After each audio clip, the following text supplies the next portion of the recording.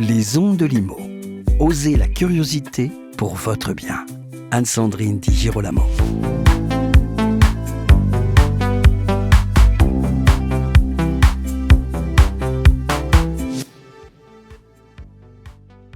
Aujourd'hui, dans ce nouvel épisode, on va parler d'un sujet qui inquiète parfois et qui est également envisagé de façon un petit peu brouillonne par certains. Je veux parler de la fiscalité de l'immobilier locatif. Quand on achète un bien pour le louer, pour le mettre en location, on se demande comment seront imposés les revenus locatifs. Est-ce qu'il faut acheter en nom propre, choisir la location nue ou la location meublée, passer par une société? Quel régime fiscal sera le plus intéressant? Et en effet, un même bien immobilier peut relever de régimes fiscaux totalement différents selon la façon dont il est détenu et exploité. Alors, pour nous aider à y voir plus clair aujourd'hui, je reçois aujourd'hui Michel Botorel, qui est spécialiste de l'immobilier locatif et de la fiscalité immobilière chez Score Gestion de patrimoine, qui fait partie du groupe Finance Conseil. Bonjour Michel Botorel. Bonjour Anne-Sandrine. Avant toute chose, je crois qu'il est très important de comprendre comment fonctionnent les revenus locatifs. Pourquoi est-ce que c'est intéressant de commencer par là ? C'est hyper important parce que si on ne comprend pas aujourd'hui la fiscalité ou le mode sur lequel la fiscalité s'applique sur les revenus locatifs, on aura du mal à faire une sélection vraiment adaptée et individualisée. Oui, et la matière est assez fournie. Oui, elle est très vaste. On a la chance, entre guillemets, d'avoir aujourd'hui des fiscalités qui peuvent répondre à plusieurs objectifs, plusieurs thématiques. Parfois complexe, mais c'est important de la vulgariser. Alors, ce qui est important aussi, je crois, avoir compris les choses ainsi, c'est que oui, on parle souvent de rendement locatif, mais en fait, derrière, on a une question de fiscalité. Et c'est cette question-là qui est extrêmement technique, qu'il est important d'appréhender, c'est ça ? Exactement. En général, dans l'immobilier, on parle tout le temps de rendement locatif. Oui. Alors, c'est très bien, mais ce n'est pas suffisant. En effet, le rendement locatif, c'est un indicateur, un index qui permet de voir une performance locative par rapport à l'achat d'un bien, où on tient compte de l'achat du bien et du montant de loyer. Oui. Mais ce n'est pas suffisant. On ne parle pas de performance financière, car on ne sait pas si on a eu un emprunt, si on fait un apport. On ne parle pas de fiscalité. Et ces deux éléments-là jouent énormément sur la rentabilité financière réelle et effective. Et alors justement, on va aller dans le concret et on va prendre un exemple.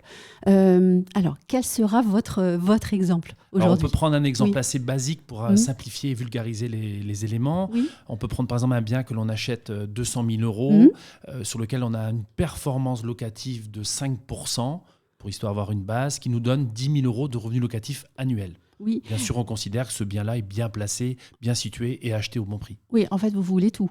Oui, tant qu'à faire. Alors, c'est quoi la première possibilité ? La première possibilité, c'est de l'acheter en nom propre et de tenir compte justement des différentes fiscalités. Alors en nom propre, ça veut dire quoi ? Ça veut dire qu'on va acheter, c'est une personne physique qui achète en pleine propriété. Un individu, un couple ou plusieurs membres de la même famille qui achètent un bien en nom propre. Alors, à partir de là, quelles sont mes options ? Alors, il y a plusieurs options qui s'offrent à cette personne-là. On peut choisir la fiscalité, la grande famille du foncier, c'est-à-dire la location nue. Et de l'autre côté, on peut avoir la grande famille aussi du BIC, c'est-à-dire du meublé. Donc, on va avoir dans chacune de ces deux options-là des sous-catégories. En foncier, on a le régime micro-foncier et le réel. Et en meublé, on a le régime micro-BIC et le réel. Est-ce qu'il faut préférer un régime à un autre ? Pas forcément. Il faut d'abord comprendre comment fonctionnent les régimes fiscaux. On va voir tout à l'heure que certains revenus locatifs sont taxés à hauteur de 47,2%, voire la moitié, alors que d'autres ne le sont pas du tout. Donc c'est vraiment de comprendre les objectifs du client à ce niveau-là et les objectifs du bien immobilier et sa situation. Est-ce que par rapport à l'exemple qu'on a donné, on peut chiffrer un peu, par exemple, si je me mets en microfoncier ou en régime réel ? Bien sûr. Alors imaginons, je me mets en régime réel. C'est-à-dire le régime réel, il est très simple. Ça veut dire que d'un côté, on va indiquer les loyers, dans ce cas de figure-là, 10 000 euros. De l'autre côté, on va intégrer les charges. Intérêts bancaires, plus assurance des invalidités, taxes foncières, copro, syndic, etc. Et le résultat de cette opération-là, qui est ni plus ni moins qu'une soustraction, nous donne un résultat, c'est ce qu'on appelle le revenu locatif fiscalisable. C'est-à-dire que si on est, mettons, à 5 000, on sait que le couple, le foyer fiscal, il va être impacté à hauteur de sa tranche marginale d'imposition, mettons 30%, plus les cotisations sociales, 17,2 dans ce cas de figure-là en revenu foncier avec la nouvelle loi de finances 2026. Donc, grosso modo, si on touche 10 000 euros, on touchera net, après impôt, les impôts vont s'élever à 4 720 euros précisément. Et pour le foncier alors ? Alors pour le régime foncier micro-BIC, là l'État il est plutôt sympathique parce qu'il nous dit aussi que au lieu de mettre les charges réelles, on va prendre le montant du loyer sur lequel on va faire un abattement de 30%. Donc si on les prend les 10 000, l'État va fiscaliser qu'à hauteur de 7 000. Et sur ces 7 000-là, on va payer 30 plus 17,2. Ça veut dire qu'on va grosso modo payer 3 500 euros d'impôt. Donc c'est plus intéressant. Ça dépend des cas de figure, justement. Oui. Si on n'a pas de charge déductible, oui. Et par défaut, ça peut être intéressant. Et si, en revanche, on a des charges déductibles parce qu'on a fait des travaux, parce qu'on a justement levé de la dette, là, ça peut être intéressant d'être en micro. Chaque cas est particulier. Il n'y a pas de mauvaise loi. Il y a des lois mal adaptées. Et donc l'intérêt, c'est aussi de pouvoir auditer une situation, en fait. Quand on prend cet exemple, ça, on le comprend bien. Exactement. Il faut vraiment faire comprendre aux clients la situation par du concret. Et si on parlait maintenant de la location meublée, parce que ça, c'est quelque chose qui est extrêmement populaire, peut-être trop. Oui, alors ça a été magique à un moment parce que tout le monde a parlé du meublé, le fameux LMNP. Alors, il faut comprendre que dans le meublé, c'est la rente de la famille du BIC avec quelques réglementations. Et on a deux options encore là, le micro-BIC et le réel. Je vais démarrer par le réel en vous disant que le réel, c'était magique parce que grâce à un amortissement comptable, c'est-à-dire une charge fictive, virtuelle que l'on applique, on touche 10 000 euros de loyer. On n'est pas imposé sur ces 10 000 euros-là, donc en impôt, on paye 0. Donc, c'est vraiment de la rente pure nette d'impôt. Et pour l'autre cas, alors ? L'autre partie a été un peu chamboulée lors de la dernière loi de finances, entre autres par rapport à la loi Lemeur qui a été mise en application, où là, il y avait différents abattements. Mais non, alors ça a simplifié, mais c'est un peu moins avantageux. C'est-à-dire que l'État octroie en fait un abattement de 50% sur les revenus locatifs. C'est-à-dire que si je touche 10 000 euros de revenus locatifs, l'État ne retient que 5 000. Et là-dessus, on va encore payer la tranche marginale d'imposition, ainsi que la CSG, mais celle-ci, par contre, la CSG, elle a augmenté. Donc, on prend bien sur 10 000 euros de revenus locatifs, on va retenir 5 000 sur lequel on va payer grosso modo 2 500 euros d'impôt sur les revenus locatifs. Ce qu'on comprend aussi avec cet exemple, c'est qu'on est sujet à la variation et à l'évolution de la règle fiscale. Exactement. En fait. C'est l'une des difficultés de nos métiers depuis ces 2-3 dernières années, c'est qu'on doit suivre ou tenir compte de la volatilité en fait de la fiscalité et de ce qui se passe au niveau du gouvernement. Donc on est obligé de tenir justement cette partie-là en disant il faut qu'on trouve des portes de sortie, d'où la subtilité de bien comprendre les objectifs du client et de bien appréhender les différentes options possibles ou plausibles. Vous, votre métier, c'est de faire un audit de cette situation-là ? Tout à fait. Alors c'est là aussi que nous, on prend du plaisir parce qu'on vient aider les gens en disant notre métier premier, c'est de comprendre à qui on a affaire, quels sont leurs patrimoines existants et quels sont leurs objectifs à court, moyen, long terme. Et à partir de là, on définit justement quel cadre est le plus approprié ou le moins pénalisant pour répondre à leurs objectifs. C'est la clé, en fait. Oui, répondre à leurs objectifs aussi dans un moment T, en fait. Exactement. Parce que, encore une fois, on a dit la loi fiscale qui change tous les ans avec cette fameuse loi de finances, mais au surplus, on est quand même dans une période qui est assez bousculée quand même. Il y a Je ne sais pas si je peux le dire comme ça, mais la stabilité fiscale, c'est quand même un grand rêve. Eh ben, oui. Et puis l'instabilité, par contre, c'est une réalité. Et aujourd'hui, on se rend compte que si on a 30 ans, on n'a pas les mêmes objectifs et puis pas le même profil de voir l'avenir. Donc, on peut emprunter, on peut partir sur des travaux, etc. Si on a 50 ans, la succession commence un peu à nous chatouiller, à vouloir être un des points prédominants de nos objectifs. Si on a 60 ans, qu'on a réglé cette partie-là, ce qu'on veut, c'est du complément de revenu pour la retraite. Donc là encore...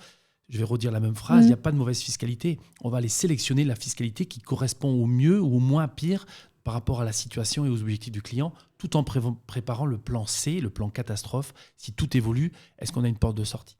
Et vous avez nommé le mot magique transmission, ça me fait une transition toute faite. On peut parler maintenant de l'acquisition via une société. Tout à fait. Alors là aussi, c'est un sujet qui est... tout le monde connaît, mais en réalité, les deux points forts d'une société immobilière, c'est d'abord la protection des associés, grâce au statut et à ce qu'on y met dedans, et la transmission. C'est deux sujets qui sont parfois un peu galvaudés parce qu'on parle de fiscalité. En effet, il y a l'IR, c'est-à-dire l'impôt sur le revenu ou l'IS, mais les deux socles majeurs d'une société, c'est bien la protection et la transmission. Il faut se dire que des statuts de société, c'est un contrat avec un mode d'emploi et des règles du jeu. D'où l'intérêt aussi de le faire rédiger par un professionnel, qu'il soit bien rédigé, parce que quand on parle par exemple de protection des dirigeants, il doit y avoir aussi des exemples plus ou moins heureux. Exactement. Dans les exemples plus ou moins heureux, on va dire malheureux, il y a des cas de figure où on crée une société avec beaucoup d'engouement, beaucoup d'envie, avec un bon bien immobilier. On a sélectionné la fiscalité qui va bien, la société qui va bien. On fait une SC, une SCI, une SARL, une SARL de famille, une SAS. En revanche, on néglige parfois la forme de continuité. J'ai un exemple assez probant. Monsieur, madame se mettent, mettons, co-gérants, et puis ils ont fait un démembrement de part de la société pour transmettre aux enfants, tout va bien. En revanche, ils ont oublié de mettre que si monsieur et madame décèdent, il n'y a plus de gérant. S'il n'y a plus de gérant dans la société, l'administration est un peu coincée. Donc, ils nomment un administrateur qui, lui, va falloir le payer, bien sûr, et qui va organiser une assemblée générale au bout d'un an et demi, pour nommer des nouveaux gérants. Alors qu'il suffit juste de mettre soit une gérance en cascade, soit de nommer déjà, ou de mettre un texte en disant que si les gérants décèdent, les associés ont 6 mois, 5 mois, 4 mois, comme on veut, pour justement organiser une assemblée générale extraordinaire et nommer le nouveau gérant. Et oui, parce qu'on aime gérer ses affaires soi-même, en fait. Tout à fait. Et c'est pour ça qu'on crée une société aussi. Tout à fait. Et du côté de la transmission, il y a aussi des avantages quand même à faire les bons choix. Alors, la société, si elle est bien utilisée, c'est toujours pareil, c'est un outil ultra puissant. Donc, il faut vraiment être précis dans les statuts et dans ce que veut en faire et dans la traduction. Mais en effet, aujourd'hui, dans la transmission, on peut aujourd'hui transmettre la nue propriété, donc démembrer les parts, transmettre la nue propriété d'une société, permettant justement aux héritiers de récupérer la pleine propriété de cette société et de tout ce qu'il y a dedans pour pas un centime. Oui.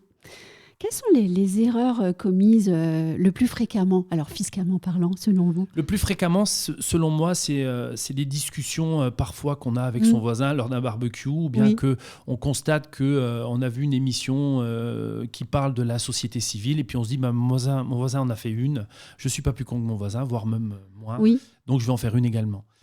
Mais en fait, votre voisin, il n'a pas la même situation, il n'a pas le même âge, il n'a pas les mêmes objectifs, il n'a peut-être pas les mêmes moyens.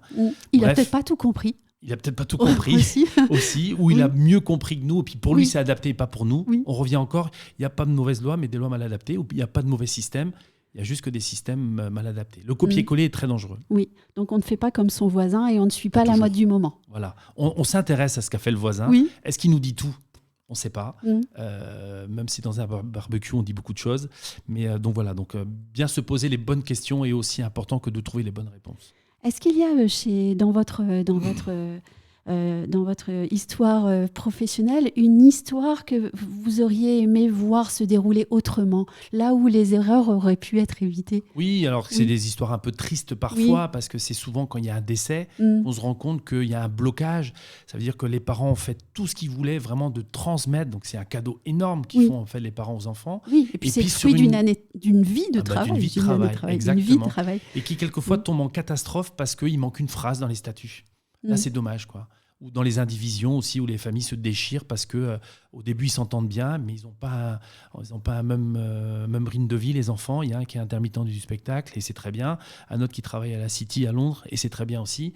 Mais ils n'ont pas les mêmes objectifs ni la même situation. Donc, automatiquement, le bien ne correspond pas aux deux objectifs, alors que ça correspondait vraiment bien aux parents. Et donc, on prend son temps pour faire des choix ? Oui, on prend son temps. L'audit, alors nous, c'est une des parties qu'on apporte vraiment aux clients en se disant que le temps de la compréhension à qui on a affaire, ce qu'ils ont et leurs souhaits et objectifs, c'est primordial.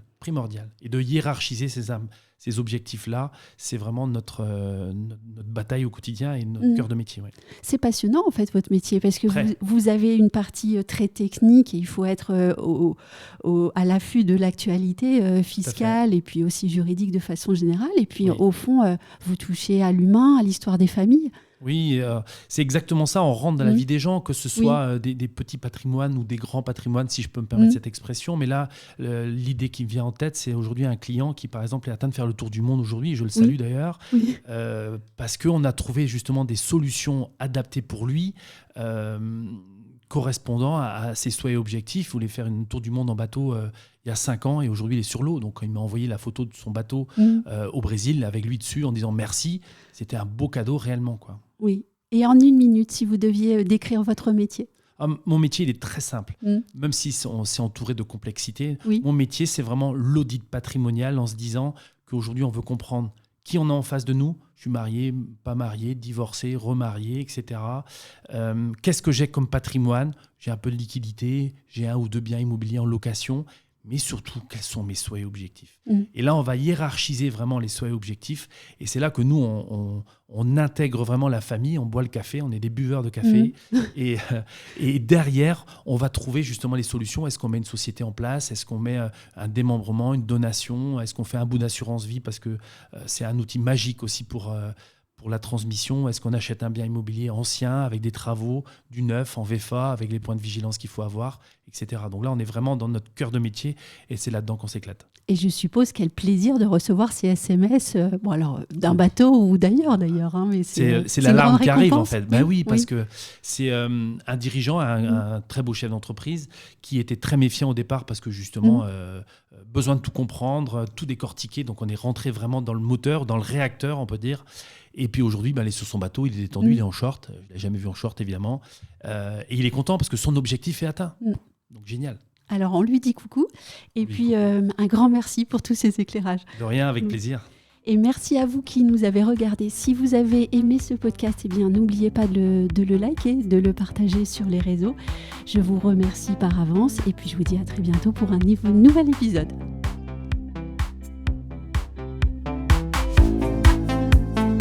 Retrouvez les Ondes de Limo sur ondedelimo.com, les réseaux sociaux et la newsletter.